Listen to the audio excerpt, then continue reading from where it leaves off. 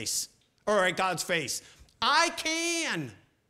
That's one of my grand privileges as one of God's children. Jesus is my brother, and I get to look in his face. And I get to be changed into his glory. Why is Bible reading essential? There's a reason. Why is the grace of God essential? Why is it being so right that I not quench the Spirit of the living God? All of this works. It all makes a difference. Tell me how fulfilled you think Josh McDowell was at that time. And that's how fulfilled you could be every day of your life. That's how fulfilled you could be. But it's so hard to get up in the morning. Get up. Look at the glory. It's so hard to pray. Pray for the glory. It's so hard to witness. Witness to the glory. Be a reflection. 3 simple words from Josh McDowell to his dad. I love you. And the light bulb went off. Why am I telling you this? Apologetics is important, and Pastor Corey's going to start teaching our young people about that. You have to be able to defend your faith, but that's not what's going to bring anybody to Jesus Christ. It's just going to keep the door open so that they can see the light. Right, young people? That's what they need to see, the light of God. Your life matters.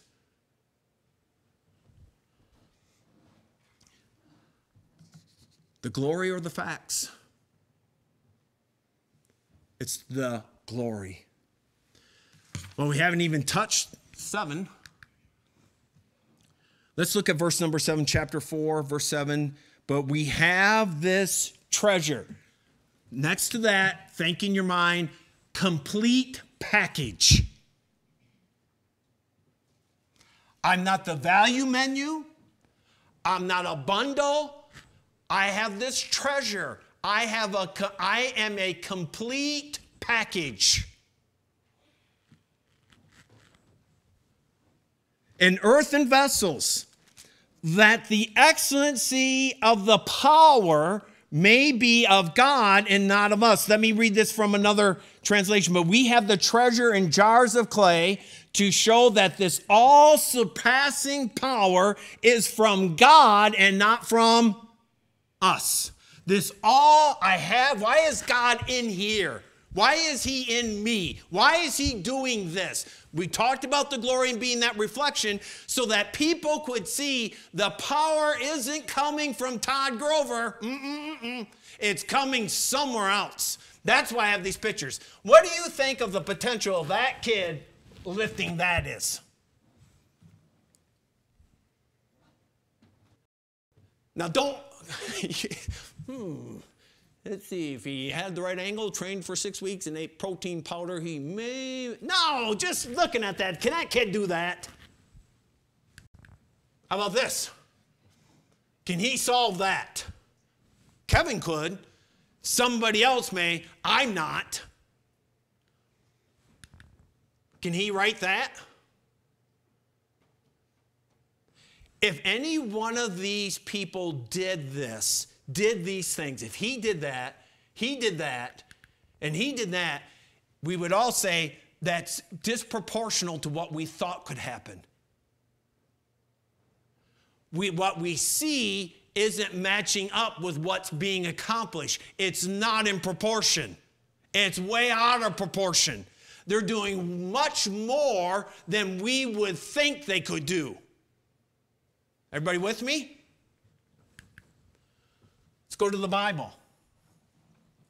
Luke 4:22. This is where Jesus gets the scroll and he stands up in the synagogue and he reads from it. And he says, "This day is the scripture fulfilled in your ears." Verse 22, and all bear him witness, and they wondered at his gracious words which proceeded out of his mouth. And this is what they said. Is not this? This isn't in proportion. All right.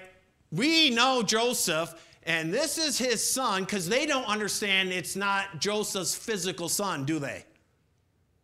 But they're looking at Jesus and saying, in proportion to your dad, this doesn't fit. Where's this coming from? All right. Then they get to Acts 3, verse 12. And when Peter saw it, he answered unto the people, this is when they've healed him, this man, ye men of Israel, why marvel ye at this? Or look ye so earnestly on us, as though by our own power or holiness we made this man to walk? So this lame man starts walking, and everybody's looking at Peter and John going, what? You did that? You that? You that? Right? Acts 4:7. And when they had set them in the midst, they asked, by what power or by what name have ye done this? And when they saw the boldness of Peter and John and perceived that they were unlearned and ignorant men, they... Where's this coming from, you yehoots? It's not proportional to what we're seeing.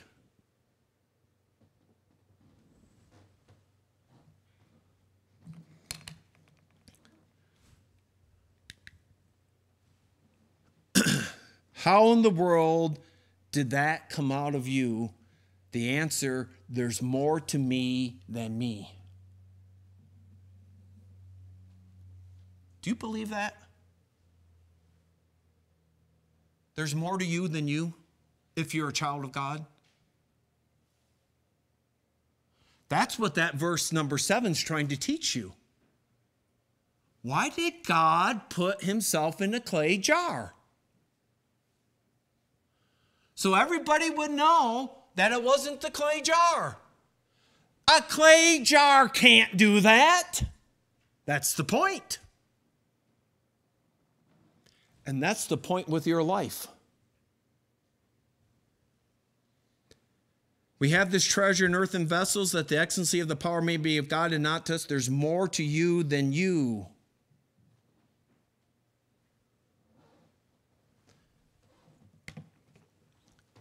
Have you ever had this scenario play out? You're talking to somebody, you're talking to a brother or sister, loves the Lord. Have you ever considered ... No, not me. Oh yeah, we're not thinking about you. You're just an old clay pot. But what about the power in you? Because Moses, go get my people out of Egypt. Oh, not me, God. I can't. I can't speak. I can't I can't.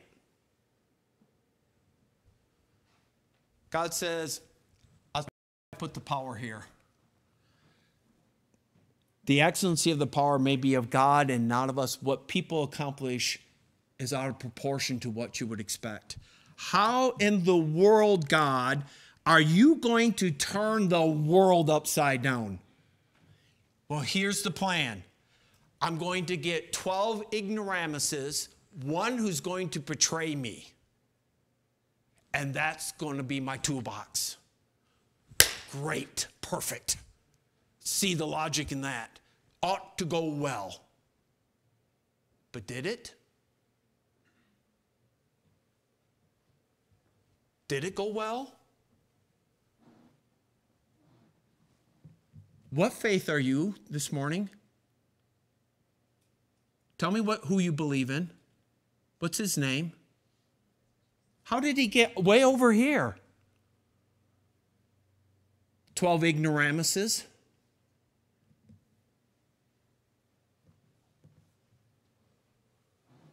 So, young kid, young person, older person, more mature person, what are you capable of? Do you and I realize there's more to me than me? God hasn't called you to everything, but he's called you to something. And probably that something, not probably, that something is more than you. Because we know if it were in us and we did it, we brag. Maybe not verbally, but in our hearts we would. Man, that was a good year.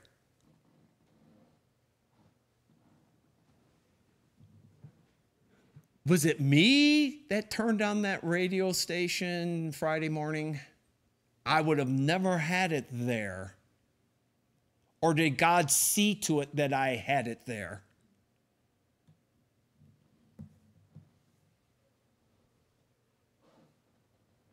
Did God see to it that he put a particular person in a particular position at a particular university to reach particular people? Did God see to it? That's what we're talking about. That's your life. That's you. Get up. God, what will you have me to do? And let it not be the first words out of your mouth after he tells you, no, not that. That the power of the excellence of the power may be of God, none of us. And I am to reflect God's glory. I am to be changed into that glory. God uses that to shine light into darkness. God uses that power. How did your brother come to know the Lord? Don't look at me. How did your dad, Josh McDowell, come to know the Lord? Don't look at him.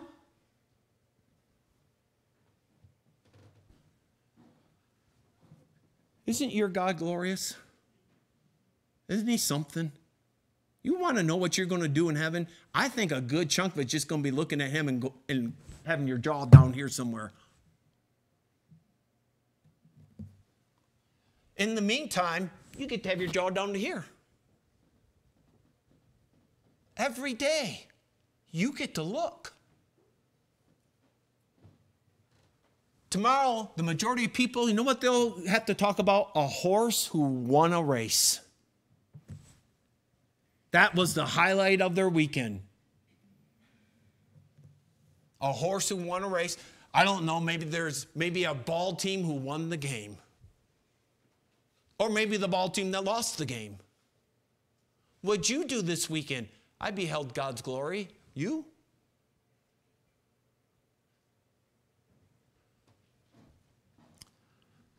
Isn't it a wonderful thing to behold that glory, to be changed into that glory, and then to go out into the world and radiate that glory? Let's stand.